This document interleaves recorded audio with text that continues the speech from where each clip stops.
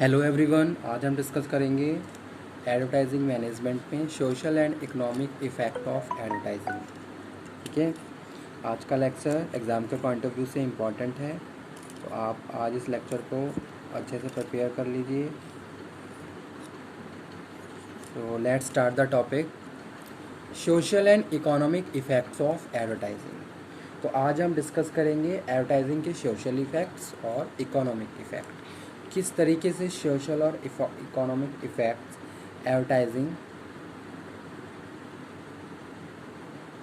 Concerning point है और क्या इसका इफ़ेक्ट पड़ता है प्रॉपर पूरे कस्टमर की नीड पे, कस्टमर की वांट पे, यानी कि कस्टमर पे इसका क्या इफ़ेक्ट पड़ता है। ठीक है, किस तरीके से ये सारी चीज़ें, ये सारे एलिमेंट्स हैं जो कस्टमर के बिहेवियर को इन्फ्लुएंस करते हैं। ठीक है, तो वो आज हम डिस्कस करने वाले हैं आज के इस वीडियो लेक्चर में। सो लेट्स स्टार्ट, शुरुआत करते हैं। Social and economic effects of advertising. First one is economic effect. Economic effect क्या है? ठीक है, पहला हम इकोनॉमिक करेंगे, फिर हम बात करेंगे किसकी, सोशल इफ़ेक्ट की। तो यहाँ पे मैंने लिखा हुआ है economic effect on the value of product and services. ठीक है, तो जो इकोनॉमिक इफ़ेक्ट है प्रोडक्ट की वैल्यू को क्या करता है, सफ़र करता है या चेंज करता है। Effect on value of product and services. Okay,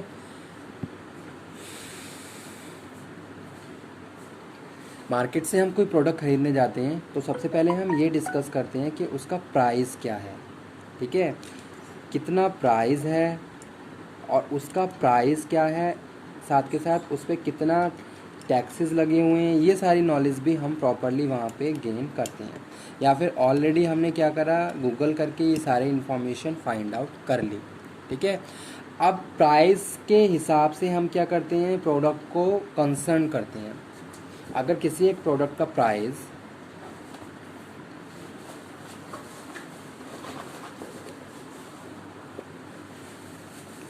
उसकी क्वालिटीज़, ठीक है, उसका किस तरीके से वो उसकी क्या सर्विसेज हैं उसकी, ये सारी चीज़ें कहीं ना कहीं उस प्रोडक्ट की वैल्यू को डिटरमाइन करते हैं।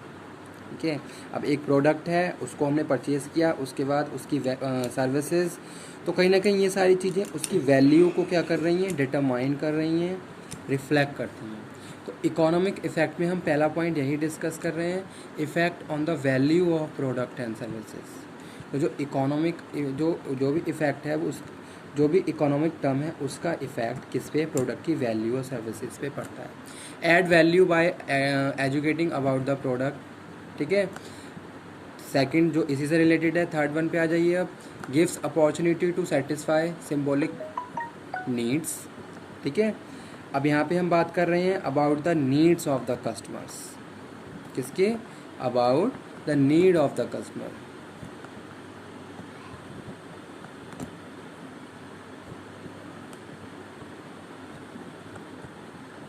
whether you have something different, you have access financial resources, that resource you can use and you can satisfy the need। ठीक है, अब कोई भी कस्टमर है मार्केट में, कोई प्रोडक्ट को वो यूज़ कर रहा है, एक लॉन्ग टाइम के बाद क्या है, वो क्या हो जाएगा, बोर हो जाएगा उस प्रोडक्ट से। तो अब उसे क्या है, कुछ इनोवेटिव चाहिए। अब जो इनोवेशन हो सकता है वो किसके थ्रू हो सकता है, जब तक आपके पास प्रॉपर इनोवेशन के लिए फ़ंड नहीं है तब तक आप उसमें इनोवेटिव फीचर्स ऐड नहीं कर सकते। ठीक है, यानी कि एक इकोनॉमिक इफ़ेक्ट जो आपकी प्रोडक्ट की वैल्यू को बढ़ा रहा है और साथ के साथ आपके कस्टमर की नीड को सेटिस्फाई कर रहा है।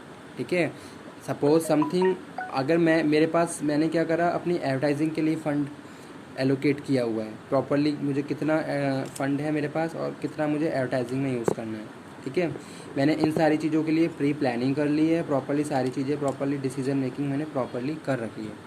अब किस तरीके से मुझे कस्टमर की एक्सपेक्टेशन पे खरा उतरना है, ये मेरी प्लानिंग के हिसाब से मैं क्या करूँगा, कंप्लीट करूँगा।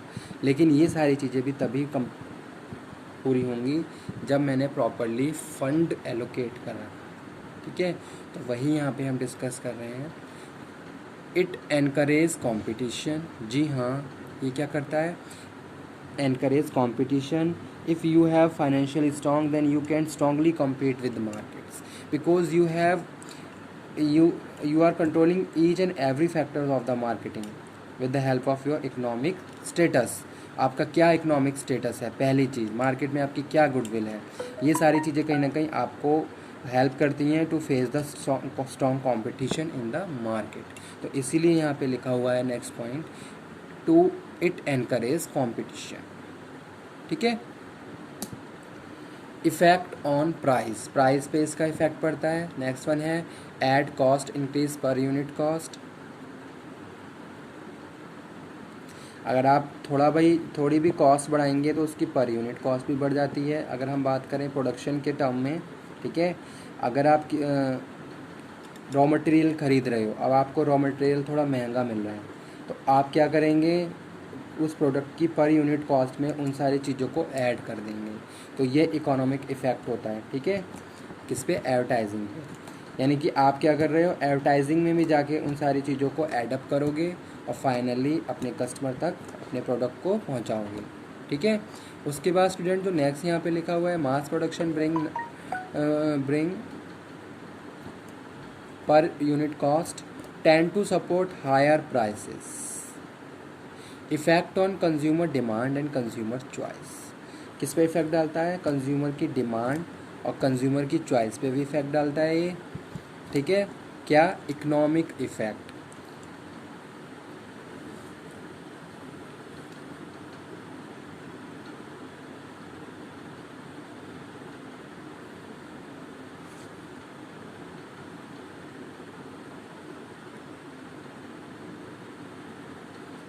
लास्ट पे आ जाइए. अब यहाँ पे गिव कस्टमर राइट चॉइस.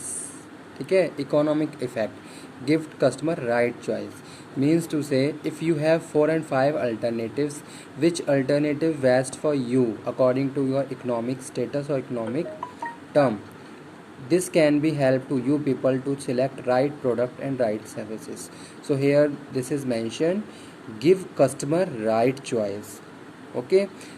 इससे पहले जो लिखा हुआ है, help stimulate demand of new product, help stimulate demand of new product by communicating relevant information and fact.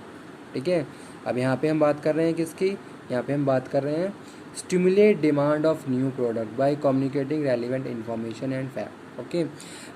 Hair we are talking about the strong advertisements, जहाँ आपने क्या करा, नंबर ऑफ़ सोर्सेज के थ्रू एडवर्टीज़मेंट करा और आपने क्या करा, जो भी न्यू प्रोडक्ट है मार्केट में उसकी इन्फॉर्मेशन कस्टमर तक पहुँचाई. तो वही यहाँ पे लिखा हुआ है, help stimulate demand of new product.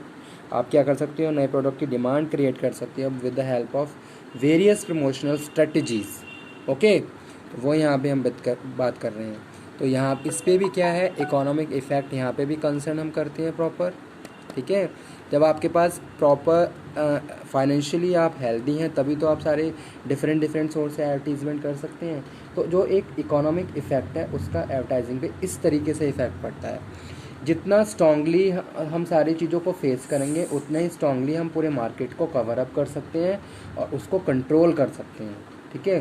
तो वो, लेकिन ये सारी चीज़ें कहीं ना कहीं हमारे फाइनेंशियल स्टेटस पे डिपेंड करती हैं.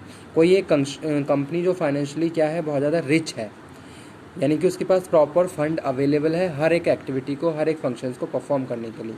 ठीक है. तो उस केस में वो कंपनी अलग अलग स्ट्रैटेजीज़ पे काम करके फाइनली अपने गोल्स, अपने ऑब्जेक्टिव्स को अचीव कर सकती है. ठीक है. तो वो यहाँ पे हम डिस्कस कर रहे थे. उसके बाद जो नेक्स्ट यहाँ पे हम बात कर रहे हैं वो है सोशल. ठीक है. यानी कि सोशल इफ़ेक्ट. सोशल इफ़ेक्ट में स्टूडेंट यहाँ पे हम डिस्कस कर रहे हैं social and cultural issues which effect on advertisement. ठीक है. यानी कि सोशली हमारा interaction, we are interacting to each other, first one. Okay.